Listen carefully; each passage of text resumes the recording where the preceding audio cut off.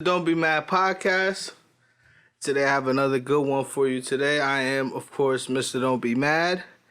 And today I have another one of ICD's Creatives. I know a lot of creative people out here, so I guess I'm getting a lot of creatives on here because it is a platform that I'm making for us. And I think it's just dope to break some of this people down, especially this guy. I have the one and only Flahn of ICD Studios, correct? ICD Creative Studios. Creative Studios. Yeah.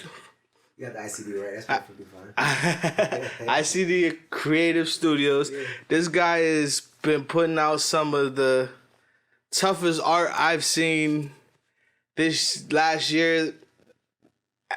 Period. Like, you know what I'm saying? I ain't even gonna put you in the box and put you in the state. Like, thank you, man. I appreciate it, bro. I'm gonna just say, period. Like, you've been pretty much on your game, right? Thank you, man. Yeah. I've been doing my thing. I've been doing my thing, man. That's good. I've been doing my thing.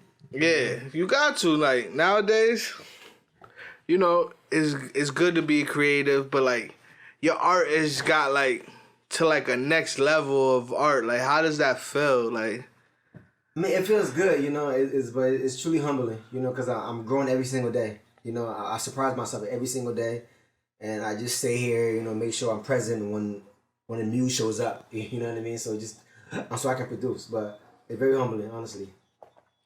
So, who is Flahn? Like, you know what I'm saying? Where's Flahn from? Like, is that's your name? Yeah, like, Flahn is your actual name? So Flahn Manley, Prince Flahn Manley. Prince Flahn, he's a prince, goddammit. I'm a prince. I'm a Get it right. My father's a king. But I'm originally from West Africa, Liberia. West Africa. Yes. That's West big. Africa, And y'all, Liberia. Africa is doing some big music things. Yeah. They're doing some big things when it comes to technology. I don't know if it's that area. Bro, we are ahead of everybody, honestly. You know, Africa is the future. Okay. Honestly, you know, Africa is the wealthiest continent on earth. You know, so people I think about Africa, they think about everything else, but no, Africa is what it is now, you know, and it been that, honestly, so, yeah. Yeah, Akon killing it out there right now. He definitely is, man. I applaud my brother for that. So you're from West Africa? Yes, Liberia.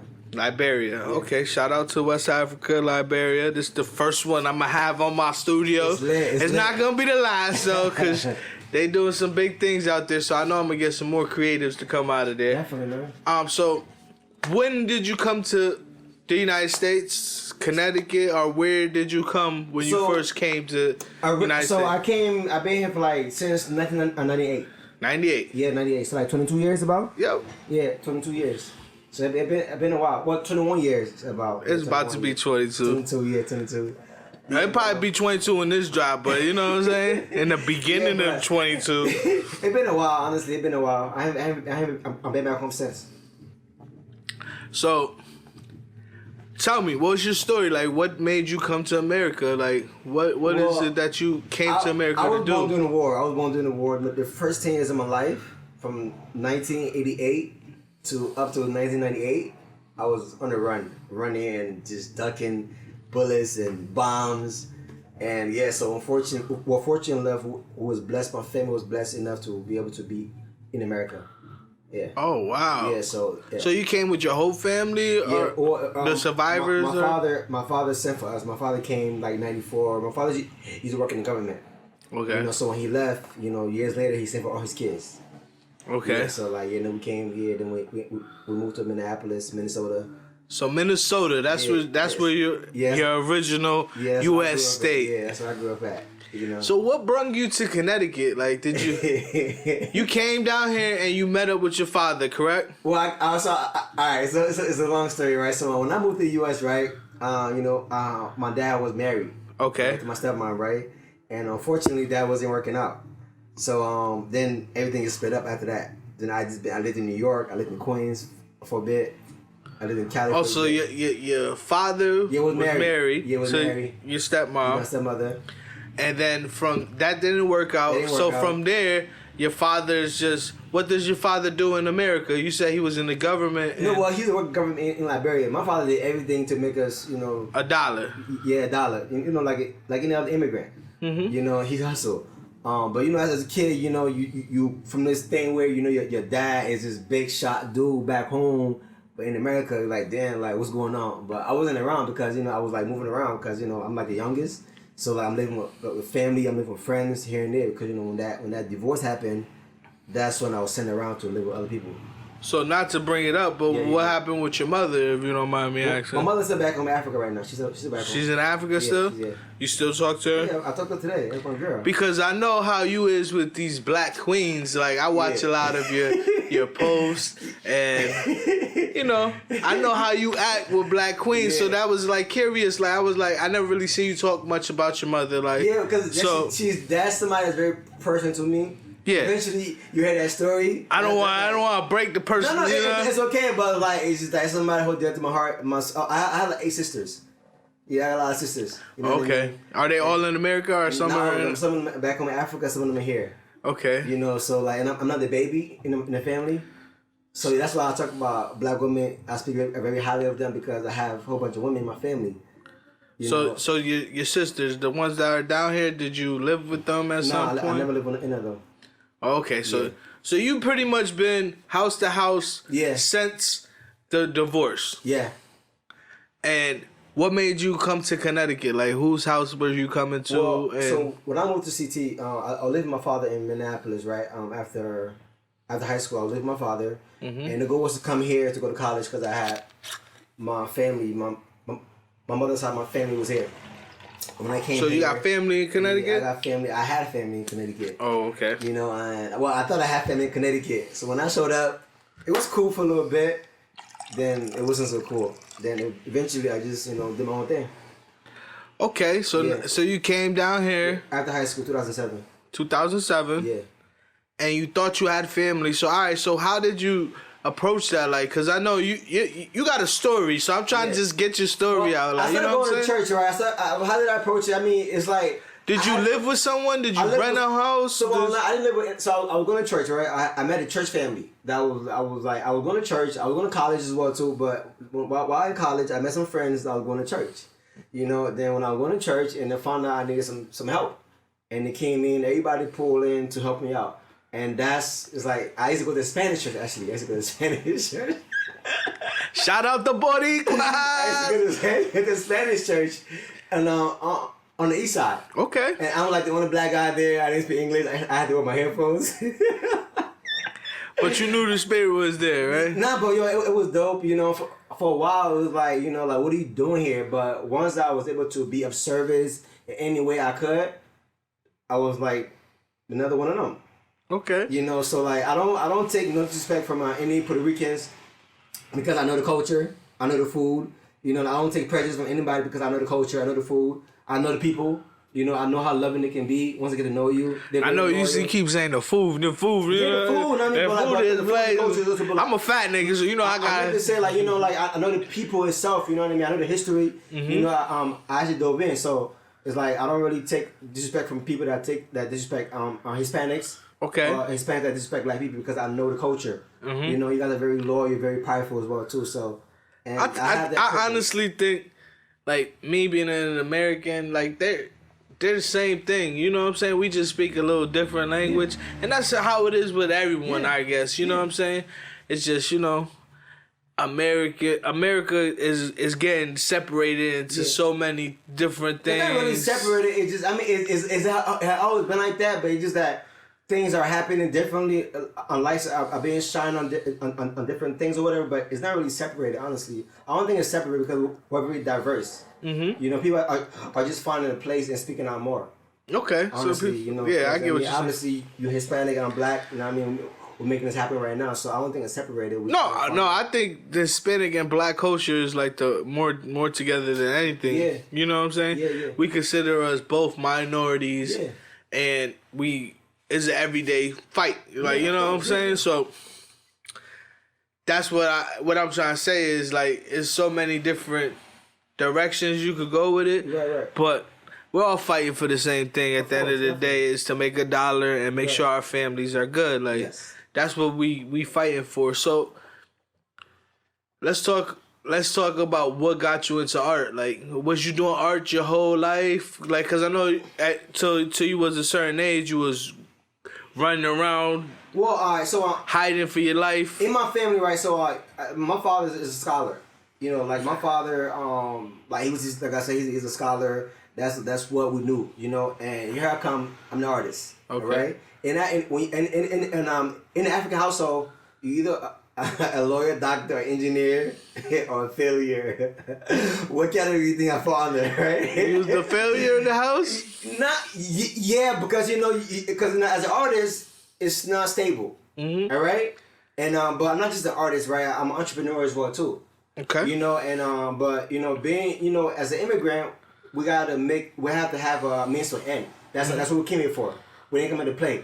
Yep. But, but a lot of us don't realize, that as immigrants, we have the culture. We are the culture. All right? We move everything. Mm-hmm. If it wasn't for us, things wouldn't move. Exactly. All right? It's true. So once we realize that, then we're not gonna have to chase any other bag because we are the bag. We have to secure us. So I've always been an artist, you know what I mean? But for a while I had to suppress that because, I live with my father. You can't be an artist in his household. So what did you do growing up all those years? Well, I was. Was you drawing in your sketchbook and things like that, I was expressing myself at school. I was getting a lot of trouble at school and all that stuff, but it was always there. You know what I mean? I found means to express myself. But I didn't really show it at home much like that because I didn't have the space to actually practice it because I wasn't really stable at the time. Yeah, that makes a lot of sense. Yeah. All right. So when did you start doing art full time, or not full time? When did you really get the passion for art? Then, well, you always had the passion for it, but when did you? When I was able to express it, when I was able to express it, it was in high school. Because in high school, it was when I was able to do it because I think I really started expressing my art in high school when So what happened was, right, in high school, I started making, all right, how it happened was, right, when I lived in New York, I used to draw on my clothes, on my t-shirts, because I didn't have clothes at all. I was like literally a bum, but I figured out if I put my art on my clothes, you gonna like me because my art is dope. That was the way to express myself, to get validation, all right? Okay. Because I could draw. But when I moved out to Minneapolis, I was doing the same thing as well too, but when I tried drawing at home, my father was like, yo, you can't be doing that here. He literally would be very aggressive. Like, yo, you cannot draw. If I come home, I see you drawing, I would throw everything away. I would burn it. Those words was used. That He was very adamant. Yeah, because that was the rules. Academics is everything. So that's fucking crazy. Yeah, it's crazy, but I respect it. It's crazy to see how you became such a dope artist dealing with that. You know what I'm saying? Yeah. So anyways, so what I was doing, right, I figured out a way where I could still express myself. So I started messing with the computer, cause my father wasn't so computer literate. So what I would do is I would act like I'm doing homework. I'm on Photoshop. You think he's smart? He's smart. You know what I mean? So that's how I beat him. You know what I mean? Then once you realize that, because obviously you start watching porn, you start doing all the things you're not supposed to be doing or whatever, because you didn't know about the browsing history he might go to. Because he kind of got hip to it. Then after that, but that's how I was with the practice of my artistry through Photoshop. Then from there I started doing T-shirts because I couldn't paint, so I started painting on my T-shirts. Because as an artist, you want to express yourself, but how can it be seen? So through my T-shirts or whatever, started doing that when I was in high school. So then, that's fire. Does that make sense? Yeah, that's mad. But so when did it come down to when you started doing paintings? Well, I started doing painting on the canvas, right? So I never really I used to draw, but I never really liked painting because I didn't know color theory. So I started painting in college, actually. Okay. Yeah, I actually had a picture I painted. I'll show you the picture I painted. This picture right here. It's one of my first pictures I've ever painted. Show the people. 2012, I painted this picture right here. That's fire. Yeah, there's another picture I painted that's right here. The first two pictures. 2012, his first painting. There's two pictures right here I painted. 2012. That's not bad. That's not bad. This is because I had a T-shirt that says nice. So I painted my homegirl, Tiffany, and she wore my T-shirt, so I painted it. That's my first two painting right there. That's pretty dope.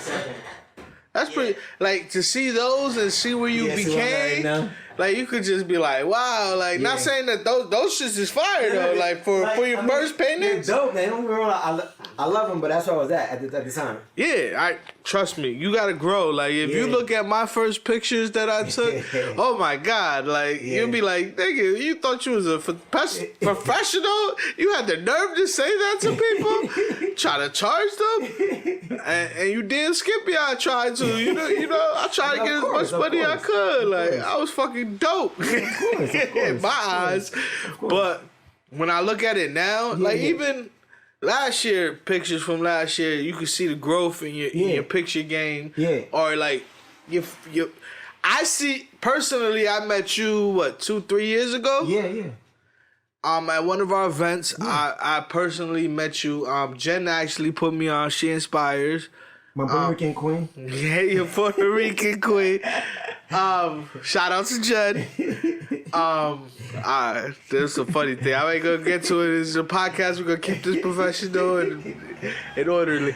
But anyway, so name me through Jen. So you met me. I met you through Jen. Jen sent me your page, and I was like, "Yo, this guy is fire. Yeah, we definitely need him." Yeah. So she hit you up. She had a relationship with you and got y'all to come out. Yeah. And like from that day, bro, the talents the pictures that I've been seeing come out of this shop is like second to none. Like, thank you, man. It's like you get better and better and better and better every time you step up to that board and start drawing. Like, you know. Thank you. So, how's that growth been? Like, cause I seen your style kind of changed a little. Like, so what made you change your style up to be like so arty, like on your pictures? Well, like, all right, so the brand, all right, so ICD stands for incomplete design. Incomplete design. You're right. It means a work in progress. I was gonna get to that. What that stand for? It means a work in progress. So everything you see here, it shows that. You know, because like growth is inevitable. Mm-hmm. You know what I mean? So you're gonna have to grow. You know, you can only appease your ego for so long because eventually you get bored. You know, so like that's like the process is happening now. So like a year from now, I may not be in the same space I am right now. You know? Yeah, I get you. I feel what you're saying. That's what that's happened. And why did I don't know. It just I needed to grow. You know, I needed to grow. And for the last 2 years were like really, really rough for me. You know, because like I needed to grow, and I was trying to like keep doing the same thing. And it's like the universe wasn't allowing it to happen because it was time to actually step into what it is I was supposed to become. Okay. You know, and eventually that's gonna change the game. For the last year and a half or two was very challenging for me, and it forced me to grow, and I had to step into that unknown to actually become this. And then whatever you've been doing, everybody needs to take notes and grow with him, please, because we all need to grow like this man has been growing. Like it's very inspiring, like to myself, like to see it in my own eyes and see it actually happen, and see you post it on the gram, see you going on all over the state doing this thing, seeing you actually do a painting for a child that was shot. Yes. How did that happen? Like, so the one we talking about, the one for Sean, right? Sean Reeves, the one with the orange background. Yes. So basically, I knew Sean. When I first came to CT, right? The reason why I picked Sean was because I used to work for this print shop in Bridgeport. Okay. My first job in Connecticut was at a print shop I used to work at, and Sean Uncle used to work at that shop, and Sean Uncle was the first person that got to realize like I wasn't playing about who I said was as an artist, as an entrepreneur. And when I met them, I had nothing. You know, it's my first job. I was an intern, and this guy asked me like, "What do you see yourself in 5 years?" I was like, "Yo, I have my own business." They didn't expect that. They thought saying I would be here or whatever. You told me like that you did this shit all like you saved every penny and started like you told me a story once like so. Well, but let's not digress into that. But let me get back to Sean. So the reason why I did Sean, so I used to then I used to work for Sean Uncle whatever. Then 2 years later I met Sean, a 13-year-old kid, and a year after that he got shot at a very young age. You know, as an artist, I was doing all this imagery of the Less Guns More Roses, and using other imagery of the internet to tell other people's story. But I know Sean, I know his story. You know his family. I know his family. So I had to bring him back close to home. So I had to tell Sean's story because as an artist, it's my duty. The reason why I actually added him into my portfolio. That's fire, bro. Yeah, thank you, man. That's fire, yo. It's big ups to you for that. Like, a lot of people ain't doing that. Like, especially with, I don't know what's going on this last decade. Like, it's just getting a lot of real crazy. Maybe because there's more and more people that just more and more craziness is starting to happen. Yeah. And it's just getting out of control, honestly. Yeah. And there's a lot of young kids. Like, that's the worst part about it. A lot of us are just like, you know, I mean, it takes you having empathy and compassion because, you know, they are misguided. And that's related. That's one of the reasons why I'm doing the art the way I'm doing because, you know, if they didn't see themselves in a positive light, they will not have to go, you know, turn to what they are turning to. You know, because they're being, you know, like subconsciously, they're being programmed by the wrong people. And we're not doing that as adults, you know, we're not doing a better job at all. We could do a better job to actually help them grow. But we're neglecting them and allow them to raise themselves. So obviously, they're going to express themselves in other ways. You know? I honestly think that's maybe like, I wouldn't say a problem, but that's like one of the biggest things to me, like that is affecting like this generation. Yeah, is I would say, I hate to say this, but like kids raising kids. Like, yeah, that's what it is. When niggas want to be your friend instead of a parent, like you know, you want to talk to them, they smoke in front of them, drink in front of them. Right. But you have to understand, right? You have the generation before us failed us, right? With us, right? Like I have all these siblings, right? I had to raise myself. Remember I told you I have 8 siblings. I had to raise myself, right? Now, here I am, right? I get a young girl pregnant. What I'm gonna do with that kid? I have nothing. I mean, probably could try to be responsible, but I lack leadership. Well, I don't, but the average young black man, a young black minority, don't have that. You know what I mean? So they're gonna go for the run. Mm-hmm. You know what I mean? So now it's a process that repeat itself. You know, then you have mom, she loving her little son, and she's not raising him, she loving him. She give him whatever he want. Now when he become 13 years old, he got to fit for himself because he's a man now. You know what I mean? Well, you in this concrete jungle, you know, you got to prove yourself. I get you. Exactly. So you got to have empathy and compassion and not say, oh my God, blame, because you got to be responsible. I'm not blaming. I'm just saying that like if people just step back and just... I guess I ain't blaming. I ain't blaming. I ain't even gonna lie. You know, because it's a lack of understanding. But you know, that's one of the reasons why you gotta stop and understand. Like, damn, how can I help solve this problem that's going on? You know, and not just be, oh my God, like they're bad. No, like they are just misguided. They're not bad. There is no such thing as a bad kid. You know, because if anything, I'm a bad kid. I'm like, yo. Bro, I literally didn't do what your parents wanted you to do. You are considered actually my mother bad is kid. back home in Africa, right? And I'm over here being fucking Picasso. I should get a fucking job. I'm in fucking Picasso. My mother's back home in Africa, my dude. I have to be working right now, but I'm being Picasso. Does that make sense? But the difference is, right? I have contrast, right? I've seen the bottom. They haven't.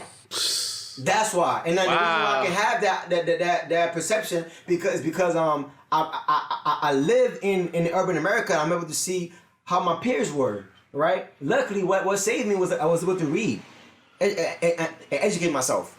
You know what I mean? So it would be dumb of me to say, oh my God, like you're no. It's like, bro, you gotta have empathy and compassion because not everybody is conscious to know what's really going on, and it ain't take me overnight to get it.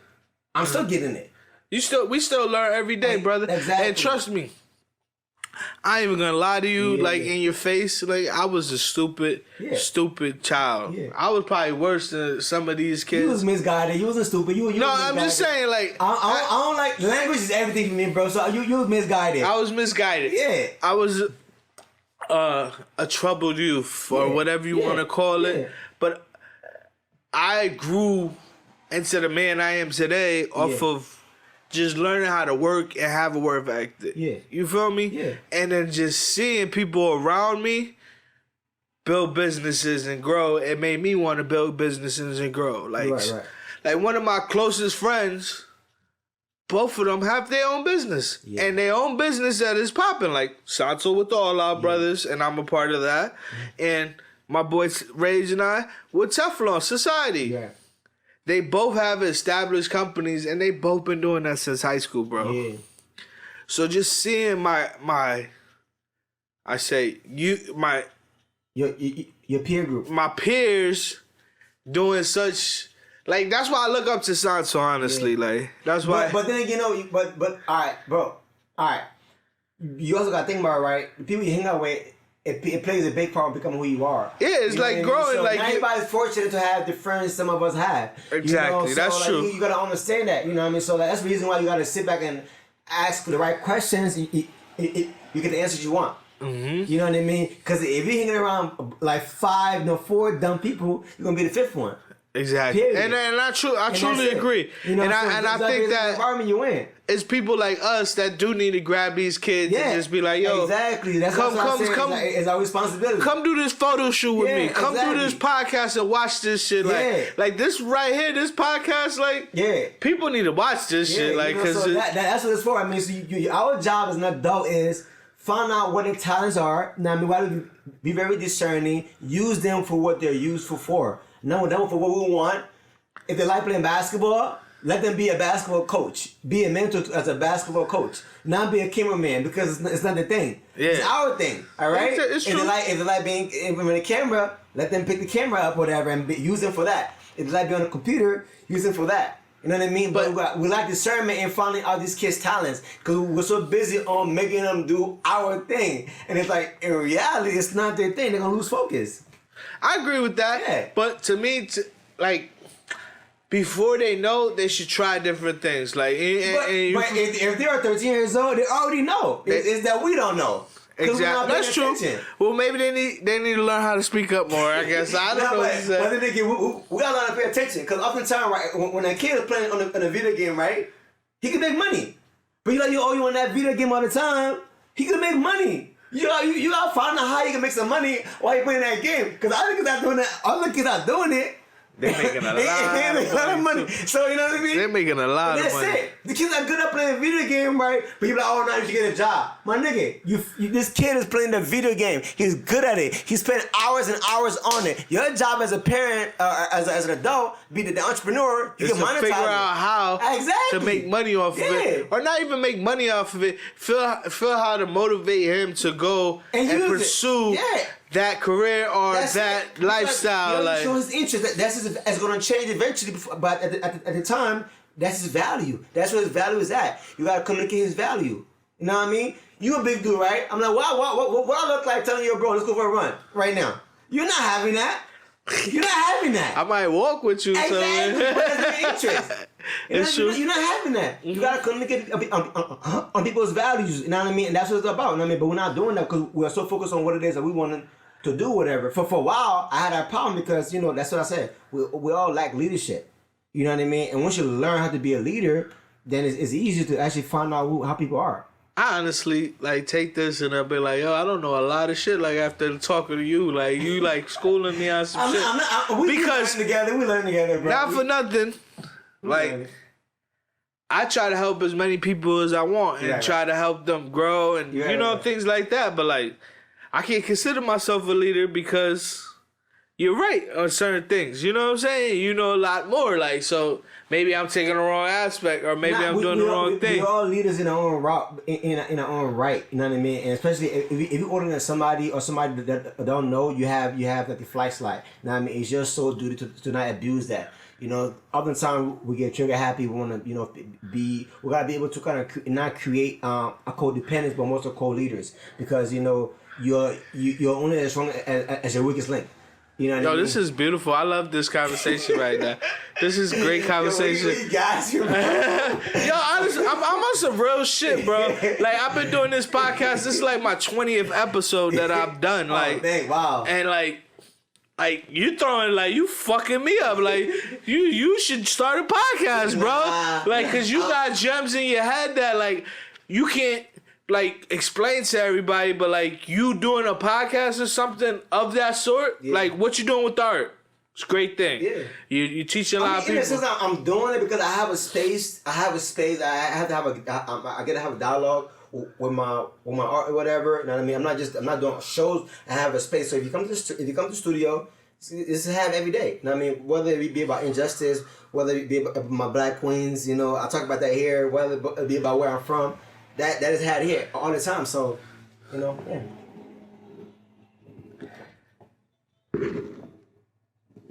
Yeah, but I love it, bro. That's motivating to me. Like that, I gotta sit there and learn some shit. Like, you know what I'm saying? I'm gonna listen to this episode, be like, yo, he's right a couple things, like key facts. So let me ask you something. Like, What's up? All right, so you over the last few years been growing your ICD yeah. Creative Studios, Yeah. the brand, the clothing brand, Yeah. You said something earlier. Let's get to it. Let me ask you that now, actually, since I just remember that about the Guns N' Roses that y'all was doing. And the reason why I'm asking that is because you met Still and Rose at my event, and then y'all started that journey together. Is that correct, or is it was you doing it first or something? So what happened was, right, you know, I'm very somewhat intuitive, right? The more I get in line myself, the more I allow God to talk to me. Okay. I respond. Right? It happens only a few times that happens, right? So the goal was, right, to, you know, I think this one day, the day we're doing our show with Philma. Shout out to Philma, by the way. He definitely opened hella doors to people in Bridgeport. You know, I respect Philma to the next level. He's an ultimate hustler. Yeah, he does things differently, but he's a hustler. He know how to get to the bag. You know He's what I mean? definitely different. He know how to like promote. You know, he knows his audience. You know, he know how to communicate with them. He know how to give them value. He's very consistent in what he does. So shout out to Philma. Yeah, definitely. So, shout out to him. We'll go from there, right? So Philma was doing an event, right? I think this was the second event I did with Philma, and I was like, as I was at home, I was like, yo, I called my bro. I said, listen, what I said? I said, I want to it was the CT against gun violence event, right? So I was like, damn, I want to give somebody a job. CT today. against gun violence, right? Okay. Yeah, so I was like, I want to give somebody a job today. I want to give somebody a job today, and I didn't know how to go about doing it. But once I asked that question, right, boom, I called my boy. I said, listen, bro, find the nearest florist and ask them to donate roses, 50 roses. He said, bro, I said, bro, just do it. Just call the nearest florist and tell them this is what we're doing it for, donate it. Call them, and the first one he called, Liz on Main Street. She accepted? She said yes. She bought in. Okay. All right? I said, boom, let's go. I said, bro, now, help me fund. What did you say to her? Did you call or your boy? My boy did. Who's your boy? Shout out your boy. I'm not gonna say his name. Oh, He's my invisible bully. He goes, I'm like, bro, so I said, bro, I need a homeless person. I want to hire a homeless person. I want to give Invisible bully. I need an invisible bully, bro. That shit sound hard as fuck. Like that's ridiculous. But yeah, so I'm like, yo, bro, all right, so listen, I'm gonna sell these roses. All right, so find somebody that's homeless. I need somebody that's homeless right now. He had a guy he knew. All right, bro, connect with the guy, whatever. I'm gonna hire him today. Cool. Boom. I told Philma, I'm gonna have somebody in the front selling roses. Are you okay with that? He said, oh, sure, no biggie. Shout out to Philma again. Boom. What we did was, right, I went ahead and, you know, had that set up. At the event, I came to you the night before, whatever, and I saw my man's, you know, I'm like, this is dope. You know what I mean? You did my event the night before, correct? I didn't do it. I came to visit. You came to visit. That was you didn't even do the first event. You just came to support. A support or whatever. Oh, okay. That was my first event as a shooter. Yeah. Like with the team and everything. Yeah. And we grew a lot more since then, but like. So I came, you know what I mean? I did a little photo shoot, all that, you know what I mean? Like, this is dope, you know what I mean? Then I heard my man's, I didn't know nothing much about my man's with us. I said, this is pretty dope, you know what I mean? You know what? Would you mind joining me for this thing I'm doing tomorrow? This art show. Be like a vendor with me or whatever, you know what I mean? I got a table set up already.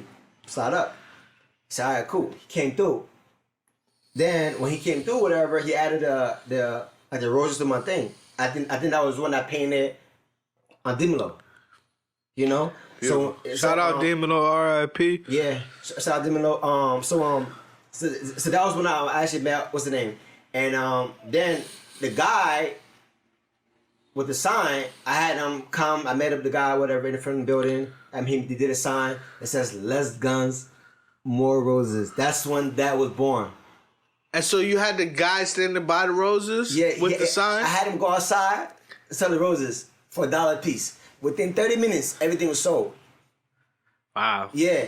So that's a dope story, bro. I didn't know that. Yeah, you know that? That's happening. He never told me that. My goal was to make sure somebody gets paid. You know what I mean? Because my goal was to get somebody a job that day, or whatever. But I didn't know how. But once I asked those questions, how can I use my art, whatever? Boom. So I said, cool. I'm gonna go ahead and hire somebody. I got a guy. He did a sign and everything. He was in the front. He made like $100 because people was paying more for the roses.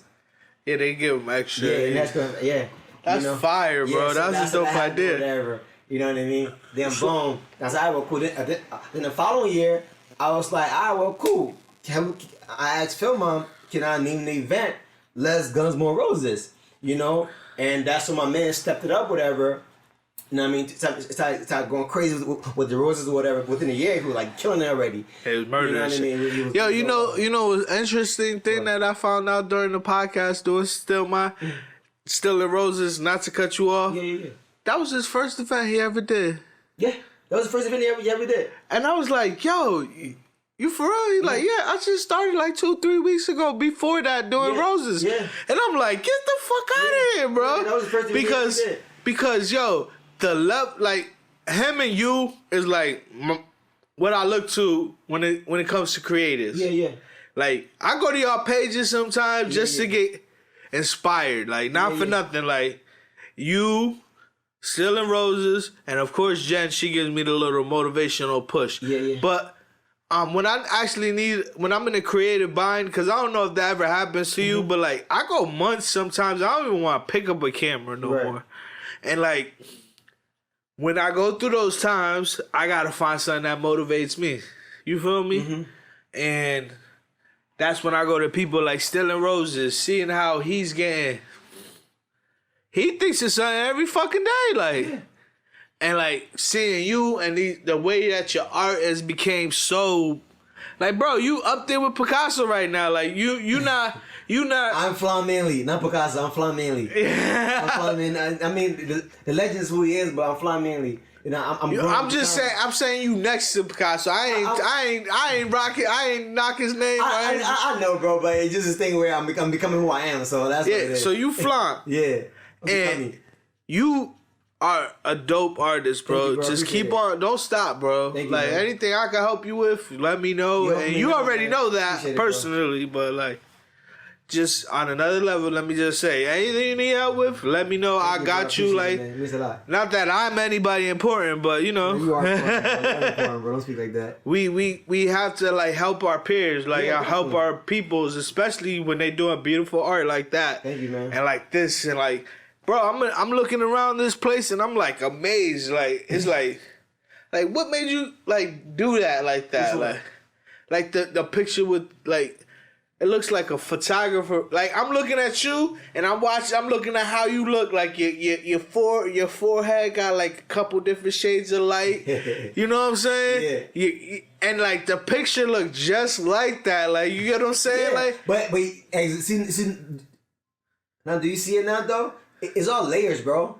It's all layers. So even though it's very linear, but if it's like blended behind you, whatever, the same thing. Yeah. It's all layers. Everything is layers. This shit. Everything is layers. Even with photography, Photoshop, it's all layers. It's all layers, bro. You know what I mean? It's all layers. So when it's that thing like that, then it's easy to actually paint. So could I ask you something? What's up? I seen you do something. Where were you when you had that big ass? You was outside and you had like a whole backdrop to paint something on. So that's back to the Let's Go My Roses thing, whatever, right? But that wasn't that long ago, right? You've been keeping that alive since you started it, correct? Yeah, since I started it, you know what I mean. And Byron does a pretty good job doing it with collecting as well too. Yeah, he started doing those guns and shit like that. We're gonna do probably a solo show pretty soon. We're gonna just work out the details right now. But so right now I'm trying. Please let me help y'all with that as far as like marketing or anything I could do, like, you know, on my end, like, let me know what I could do to try to help y'all push that event, because y'all two deserve your own show. Like, honestly, y'all both deserve your own show in themselves, but just showing like a dynamic duo coming from Connecticut. Y'all need to do that, and not only stop doing it here, like don't start doing it here. Take that shit and make a brand out of it, and take it on the road and go everywhere with that shit. Because what y'all both doing is like second to none. Like, no, in due time that'll happen for sure. But in Minneapolis, that's where I grew up at. I decided to take that home, you know, and so I started doing an event back home. Unfortunately, it didn't go through as I planned in time, but it was an additional event similar to mine. But it was like more so like a music festival. So I hit them up. So listen, can I be an added blessing to you guys' program? They're like, yo, what do you got in mind? I said, well, I'm an artist. This is what I wanted to do, whatever, initially. But when that fell through, I decided to hit you guys up, whatever. You're like, let's do it. So I went ahead and told them, yo, this is what I got in mind. Yo, they hooked me up. They gave me a huge wall. Yeah, and I just got busy with it, bro. And like. And do you still have that, or you left it with them? It's actually back home. I gotta go back and finish it, but I've been here. I'm busy, but yeah. You working, bro? Don't say you busy. You working. No, I'm working. It's busy, but I'm. It's not busy when you working. I be like that thing blew up, bro. Like that thing really blew up, man. Like, and it was not about me. It was about their event, and like I was on every news channel. Like it was crazy. It was my birthday too. That shit is beautiful, yeah, bro. So I had fun with that. That's a beautiful thing, yo. Shout out to you. Guns Down, Loves Up. That was the event. So similar to mine. Yeah, that's beautiful. That's beautiful. Yeah. So how is it now that you establish a brand? Like, how are you creating? Like, how has the clothes been doing? Like, how has all of that been doing for you? So with the clothes, right? I kind of took a back burner because I'm trying to find myself as an artist, right? All right, the art. I'm getting a lot of the compliments from you saying the art is dope, but I just feel like for the last few years, the art I was making, it wasn't tied into with my heart, right?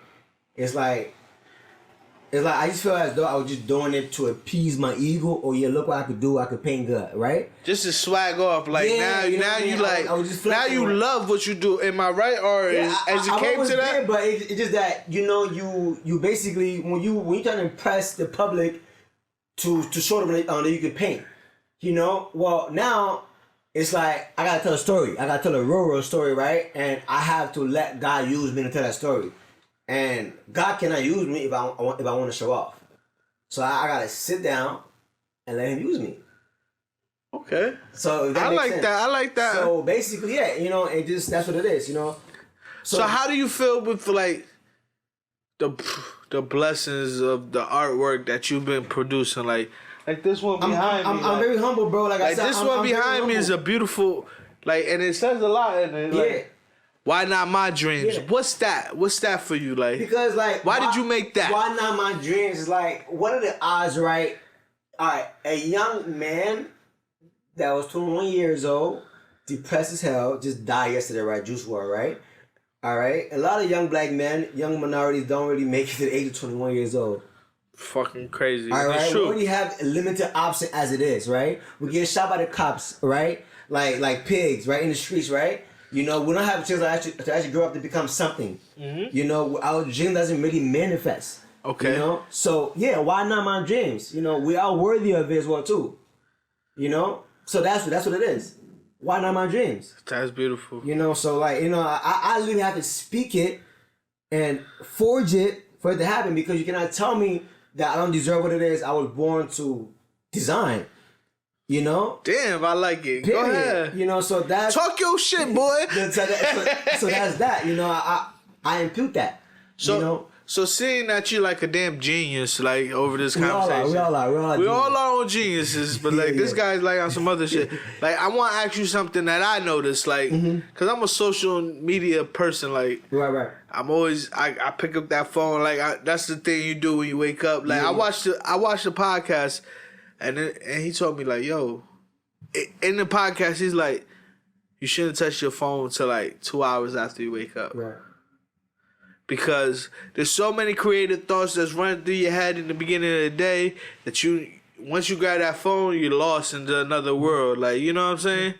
Why don't you, like, collect yourself and then get to the other BS. When you're a businessman or doing a million things like people like us, like, we shouldn't worry about that first thing. Like, you know what I'm saying? We should wake up, like, yo, how's my family doing? How's this doing? Like, what's this about?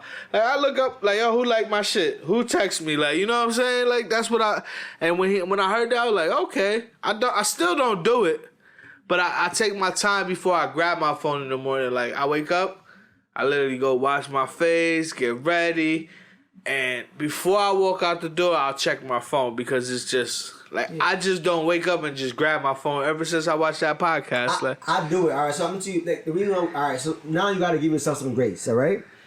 You learn about the information, right? You're not just going to just stop because that's like, because we are addicts. We are junkies, all right? We took like 5 years of doing the same thing, right? It's not going to happen overnight. We changing a habit, all right? We are junkies. We all are. We're addicts, all right? So we do it. You know, I do it too. You know, right now I'm picking my phone. Look, I'm not looking at my stuff, but I'm picking my phone because it's a habit. You know, so you got to give yourself some grace. You know, fast, and say, you know what? I'm gonna remind myself to basically have accountability partners. Before you go to bed, tell somebody to text you to, yo, put your phone by the dresser. That's all it is. I mean?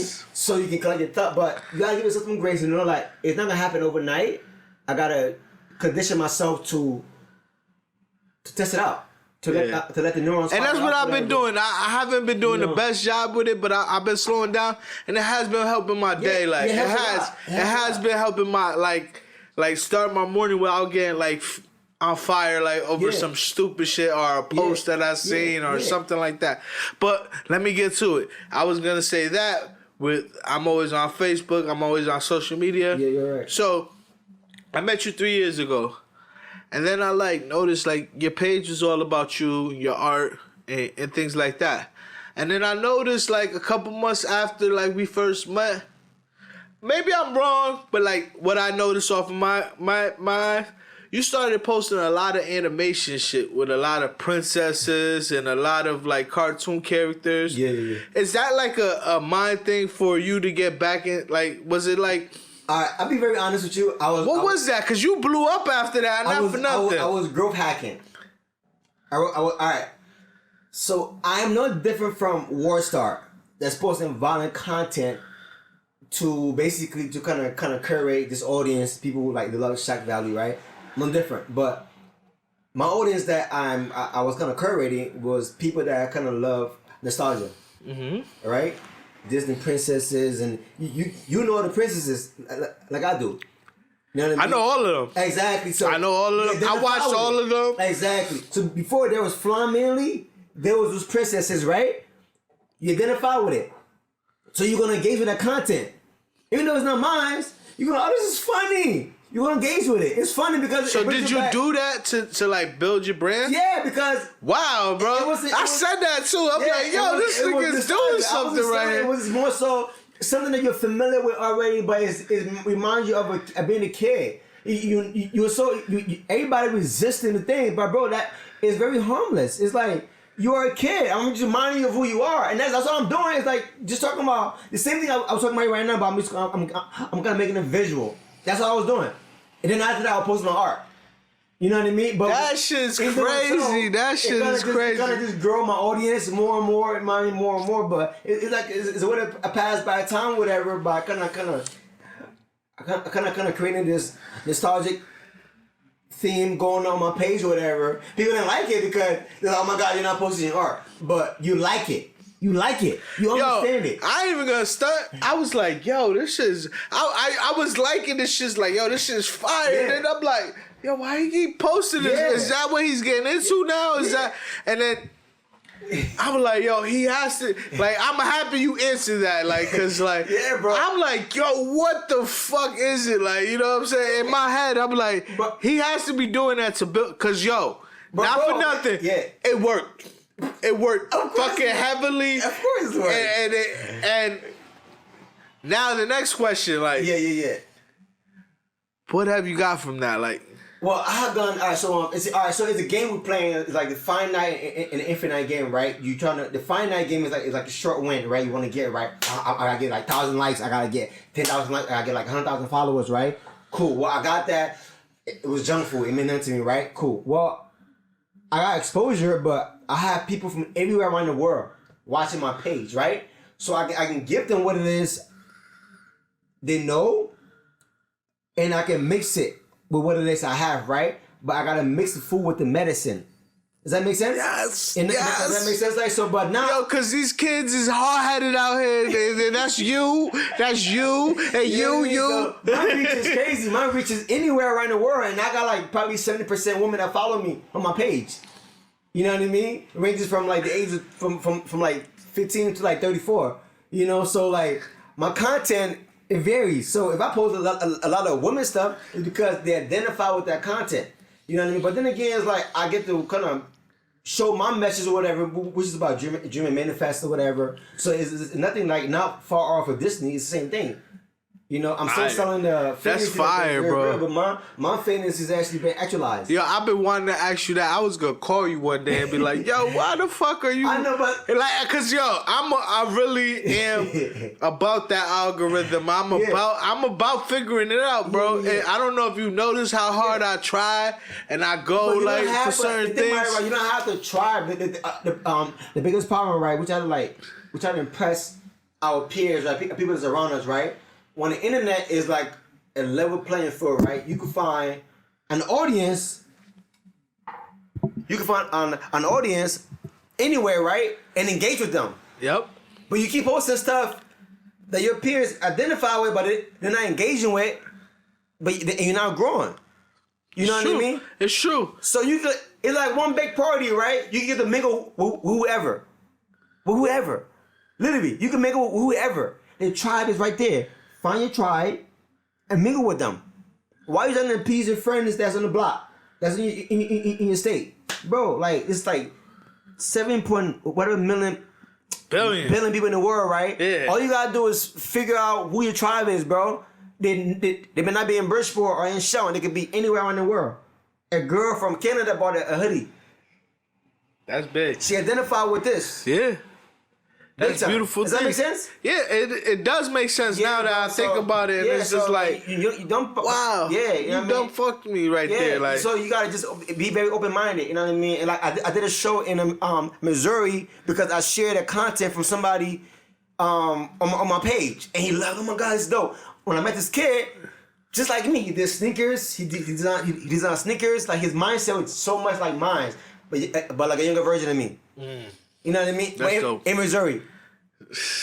In Missouri. That's beautiful. Does that make sense? No, it does make sense because like the art world, the photography world, the world fucking period is bigger than our state. Yeah, way it's bigger than our state, bro. It's bigger than, and I say that like I said 1,000 times. Like I've been on the road with some artists that just can't blow in our state, but they blew everywhere else. Like and the ones that are very talented because they're very egotistic and they're staying here. They want to be gassed up. Like, bro, get out of here and go travel. Get out of here and go travel. Let me tell you one thing, right? When you are the newest kid in school, right? Mm-hmm. When you fly, so you got the new Jordans. You fly, so you look good. You got 2 weeks span, right? Every girl trying to figure out who gonna be with you, right? They're fighting for that. Yep. Every girl want to be with you, right? You got 2 weeks span. The minute you choose one, whatever, then everybody's scattered, right?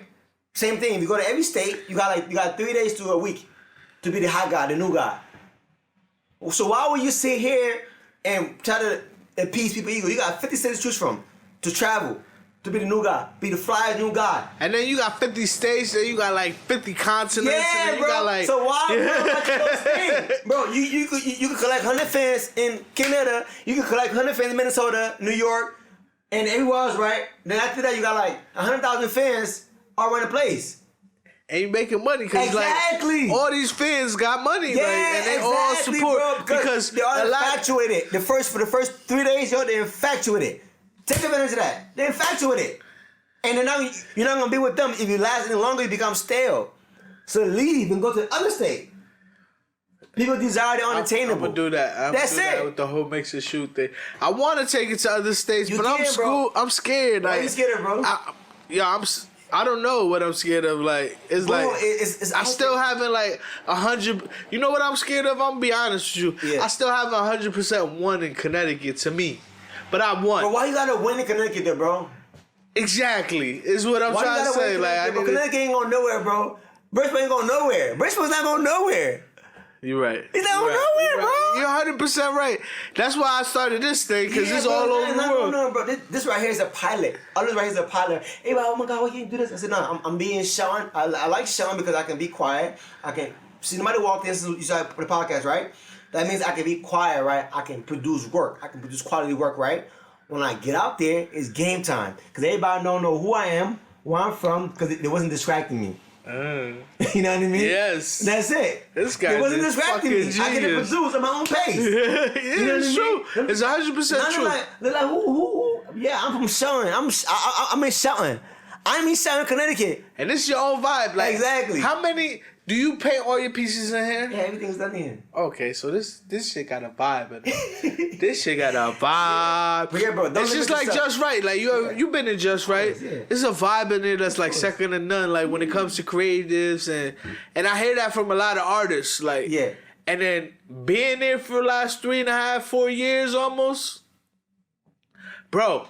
I be in there and someday I get so creative just being in that building and just wanting to do something and wanting to do it. Like, it's a vibe in there. Like, I love it. And there's a vibe in here. Like, you come in here and you like I know you be painting some art like, oh, this shit's dope right here. Let me see. I gotta do this better. This is dope. That happened like a year after. That doesn't really happen now because I be so in the moment. Then when the style changes, then I be like, oh my God, this is like. So do you like look at the white screen of the art or what is it called? What's the paper called? Canvas. Canvas. Yeah. Do you look at the canvas and know what you're drawing on there already? Or do you go like halfway through it and be like, all right, this is what I want to do? How is it for you? Well, I mean, as an artist, we got ideas, endless ideas that we want to like. We want to what's it called it? We want to paint, right? Yep. And when we decide to paint, it may not come out exactly as we want. It come out completely different. Mm-hmm. We have hundreds of ideas already. There's a reason why we have artist block. Because the reason why we have artist block is because we're selfish little bitches. All right, we are control freaks. He just called me a bitch. We are control freaks because we want it to happen in a certain way, but we want it to grow, right? And it's like the ego wants to be in control, but we also want to let the muse come in to show something different. But the ego is a little bitch, want to be in control to the point where the muse cannot come in. So once you allow the muse to come in by doing what it is the ego does, eventually the muse is gonna show up. Wow. You know, so that's how. So that's why when you have like a block, you gotta keep painting so it can show up. Cause it's not gonna show up until you keep painting. So that different color pops in you your gotta head. keep working. Oh, there it is. Because sometimes, this is why people, oh my God, this is what I plan on doing, but it came out different because you work. Okay. Know what I mean? Confidence is not what it is you know. Confidence is what you do. Does that make sense? It does. It does. So and that's it. Once you're on this, I mean, it sounds hokey pokey, but bro, like that's how that's when I'm like I'm humble because I don't know how this came about. It just came. It just took me. So how can you take credit for something that you didn't know where it came from? You know what I mean? That's fucking dope. And that's it. You trying to say, oh my God, I knew that. Well, if you knew it, then you the same work you produce it. People that know it produce the same work. You know what I mean? So true. It's so true. The ones that don't know it are in shock. Like, damn, I did that. Yeah, exactly. Yo, I love when a picture come out. And I'm like, and you shocked. Like, yo, I took that picture. Yeah, exactly. For real? You know what I mean? So that's what it is. You know, because that's when the muse comes and the angels to be comes and use you and make. Sometimes like when I'm talking, because I'm like I'm a great speaker, right? And when it's paid attention for me or whatever, like I'm in the bus, right? And somebody needed to hit a message, bro. I would just talk to them and they're like, what did you say? And I'm like, I don't know what I just said, but if you resonate with it, it's lit. That's what I mean, bro. It's lit. So whether you're a speaker, whether you're an artist, you're a writer, bro, but you gotta keep writing. You don't write, bro, you don't exercise your talent, bro, you're never gonna grow. Okay, so have you heard what kind of music you listen to? I listen to I listen to what's it called, a lot of what's it called, hip hop, obviously, some Afro beats. Some Afro beats. So since you listen to hip hop, have you got a chance to listen to the Show Love? Show Love is dope. I haven't. Show Love 2. Show Love 2. Yeah, Show Love 2. I listened to a preview of a song you sent me recently, but I haven't dived in yet. Take a second. I listened to a song that was very personal. That he literally painted a picture. He literally painted. He's a dope artist, right? He's a dope lyricist, right? I'm the kind of person where when everybody listening, I kind of don't listen because I like to go on my own time and listen to myself, whatever. But a week before he dropped that CD, he sent me a song, right? Okay. That he painted a picture. I'm curious to see what song that was. Do you know the name of it? You know what I mean? But he painted a picture, right? And I was like, that makes sense. That makes sense. So yeah. What song was that? I don't know the song name, but it was a song he sent me. I'm like, you know damn, I want to go listen to it. But yeah, like I said, he's very dope. Shirley's dope. Yo, cause not for nothing, I was on this podcast like a week ago, and Chino. By the time this podcast come out, the Chino De La Fonte episode is gonna be out because I'm about to drop that today. But Chino came through and he was like, "Yo, have you heard Shirley's album?" Yeah. And I'm like, "No." I'm sure it's dope, bro. And I'm like, "Yo, I know it's dope, like, but like, I haven't heard it yet." I haven't heard it. Like I said, he's like, "Yo, when the CD come out, I don't listen take to your the first time week. and listen to it." Yo, I heard a bit of it. I heard a bit of it. I heard a sample right. He had a sample Nipsey. That's what I did. Yeah, I heard one sample. I heard the first track. Yeah, one song of it. I heard the beat, and I'm like, yeah, download. Yeah, he was rapping on that bitch. He was rapping. It's like I like his the production was pretty dope, right? The production on the album was second to none. Yeah, it was dope. Like he was spit. Don't get it twisted. He spit, and he's a dope, talented ass rapper. But the production on that CD was like second. Now Shirley's dope. I mean, Shirley always come to play. I mean, without a doubt. Like CT artists are dope, period. But Shirley, I mean, I've been following for a while. He always come to play. He always got the wordplay, you know what I mean? Sometimes he go overboard with the shit, but he always come to play, you know what I mean? He ain't playing. But this right here is alright. I heard a song in my boy's whip. You're gonna listen to it now that I said it? Of course. And you're gonna plan to. You plan to, but you might listen to it a little, like a day quicker. I'm gonna just give myself a day. Shirley, I gave myself a fucking day. Shout out to Shirley. I need to get him on the podcast. We setting up an interview now. But like I said, another thing I want to ask you. I seen you post this like a couple months ago. Mm-hmm. It was fucking like weird as fuck to me. Like what? You said something about not jerking off or not getting your release and not fucking bitches or not doing this. Like, do you do that as a person? Like, no, I don't masturbate. I've been abstaining from sex for like the past 7 years. Yeah. So something I did spiritually, right? I've been reading a lot. You know, I'm educating myself. You know, okay. And something I've been practicing, right? And it's like, I mean, I want, because like I was in a space in my life where it's like, you know, I want to manifest things, right? And I know how powerful the sexual energy is, and it's like, and when you are the like the lowest hanging fruit, people use your energy, right? If I don't have no family support, if I have no money, you know what I mean, what am I doing having sex, all right? And so you don't have no girl or nothing? I don't have none of that. Right I'm now. just asking, like, none of that right now. Because you said 7 years. That's 7 a long years, right? And that's time. what happened. And I mean, none of that. I mean, because you know, my goal was to actually, because I'm a alpha male. I have to produce, right? And if you are here, if you're not producing with me, you have no intention to produce with me, and that's the reason I should share my body with you. You know, so I've been practicing that for a while. You know, and that's it. And that's also, interesting. More importantly too, though. It's to kind of build discipline. You know, a lot of guys they like discipline. Yes. You know, they like discipline big time. You know what I mean? I had to really get an understanding of that. Like discipline, because, you know what I mean? And yeah. Not saying I fuck. I don't. I mean, no, if you do, but once you understand what it is you're playing with, bro, you don't just lay with just anybody because it's like, I always said that shit. Yeah. Like, as a man, like, I don't just sleep with any female. Nah. Not saying it just because I'm a man and I know there's a lot of AIDS and shit like that out here, but not only because of that. I'm just a nasty motherfucker. Yeah. Like, no, but it comes to like I don't even want to be nasty for certain people. Well, like, so I would like. All right, so like it's also got to do with the energy, right? The energy sharing, right? Like I said, when you're in an environment when you understand how low vibration people are, you know what I mean? That energy sticks with you. You know what I mean? That spirit sticks with you. You know what I mean? And it fuck with you growing. It fuck with you producing. You know, and once I understood that, I realized like, who gonna choose me that is not low vibrational, that is not contaminated with other energy as well too. Damn. You know, and that shit real. And that's it, because it fuck with your growth. You know what I mean? Big time. You know what I mean? Yeah. Not to get any deeper, but like, you know, a lot of girls will tell you, right? Everything Flahn said he was gonna do, he did it. All right, but it would have happened much faster if they also really believed in me as well too. Does that make sense? Yeah, it does. And that's it. So once I understand you 110%. Yeah, like, bro. That's why I'm like, bro. So yeah, so when you don't have none of this, right, you gotta produce by default. Then you gotta kind of create discipline. So now, also one of the reasons why I did that, well, my display right now, right? Everybody think I'm doing X and Y, right? So you're gonna attract a whole bunch of women.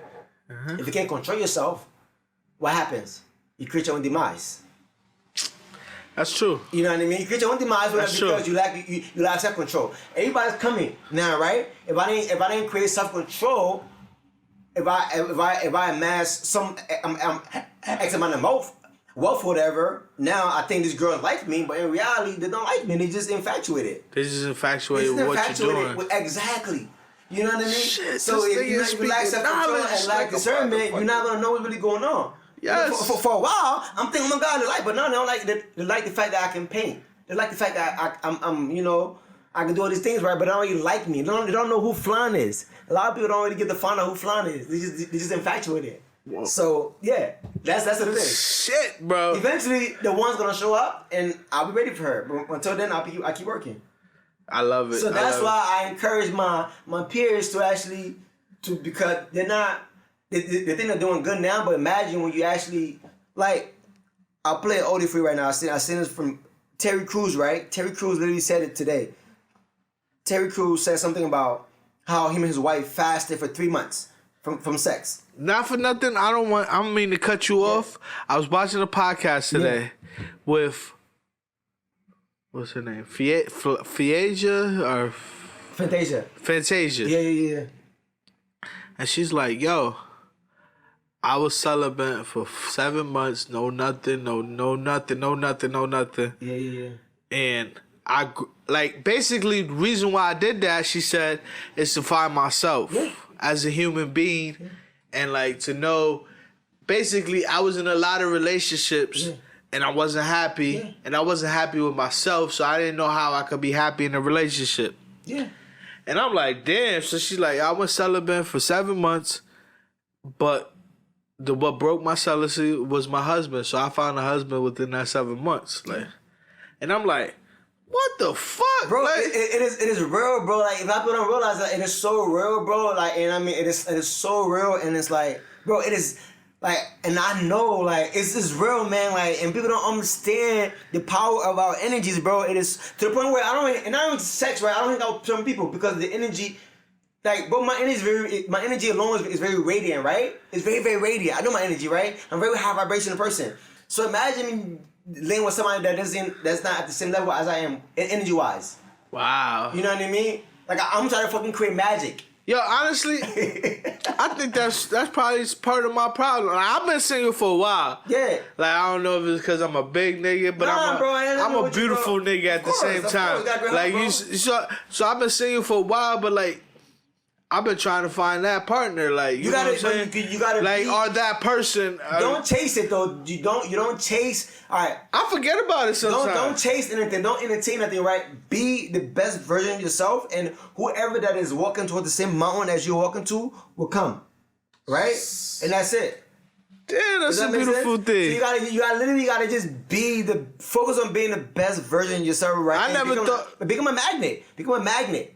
And people that actually understand it will come. But you gotta raise the vibration. But if someone comes to you, right, if you all right, let's say, right, a low vibration, somebody comes to you, right, and you're very smart to know that this person is very low vibrational.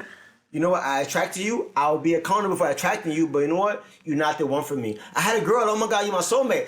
And I'm like, nah. I'm like, she said, oh my God. I said, listen, you're very bright and everything, but you're not the one, right? And she swore up and down. Then I had a vision that something was gonna go wrong. And when I had that vision, it went wrong. She disappeared. So let me ask you something personal. Go ahead, bro. This is not even like. Go ahead. Is it because you're heavy into religion, or is it because I started studying. Like, I'm gonna just be honest with you, like, cause something I've been thinking about, like, getting into again, the religion thing. Like, I've done it, I've tried it, you know what I'm saying? I ain't even gonna lie. Well, that had a part to play, but once I understood like the power about energy, how I actually intertwine whatever. So it's more about energy, cause I'm an energy, and you know it, like, you know, I'm an energy person to the next. Know, so like, and it's like I said, like, something I've been trying, and I understand it. I'm understanding little by little as I study, and I'm being more intentional about how I want to use it, you know. And you know, I gotta be very responsible of how I use my energy. In the words I speak, I gotta be very responsible as well too. So yeah. Shit. Yeah. Damn, this has been a fucking brilliant conversation, bro. Thank you, bro. Don't mention it, man. Thank you for having me, bro. Yo, this shit right here, like, I hope everybody stood the whole fucking time, because, nigga, you just schooled. I just drank a half a pint of Hennessy, and I got schooled, and I feel like a dumbass. Nah, but like, bro, don't say that. Nah, but like, I'm happy that it came from a brother or someone I consider like a brother. Like, may not be that close, but like, you're a close friend to mine. Now I say like a friend, like, you know what I'm saying? Yeah. And I appreciate that comes like from that. Like, that's humble as fuck. And I appreciate that you can let yourself be yourself on this podcast today. Yeah, definitely, man. You know I have to do thank you. Thank you very much. Me, bro. Thank you for having me, man. Shout yourself out. Shout your gram. Shout your anything you got coming out, Pooh. Just stay tuned. I may be doing a solo show within the next year or so. Lots of dope art. The clothing is still here. You know, I got produced more inventory. Come to the store. I'm here every day. Follow me on Instagram, ICD Creative Studios. In Shaolin, ICDCreativeStudios.com, ICD Creative Studios. Period. Everywhere. Period. Like they said, those are. Yeah, but slide through, get to know me, get to know who I am as a person, and this. Yo, come in here and talk to this man, bro. Yeah. Come in here and just stand in the middle of the store and just turn in a circle. Like, and that's all I could say to you. Like, you get what I'm saying? It's not a huge spot. It's not. It is just enough. It's just perfect. Like, where you could come in here and be like, oh my God, this guy's dope. Like, so take that time, come to ICD Studios, Creative Studios, as soon as possible. Meet this man himself, like, cause he's a great person, like, and trust me, you're definitely gonna get a vibe off of him, and you're definitely gonna get some great energy. So if you haven't noticed that in this conversation, you need to. Thank you very much again. Hey, don't be mad. Don't be mad when you get smacked. I want to shout out a few people. I want to shout out my sponsors, Just Right, the whole Just Right movement. They're doing big things over there. I want to shout out ICD Creative Studios for having me. I want to shout out everybody that's listening to this podcast right now. Shout out to your fucking self for listening. And most of all, I haven't got to say this whole episode, but don't fucking be mad. Hey, don't be mad. Don't be mad.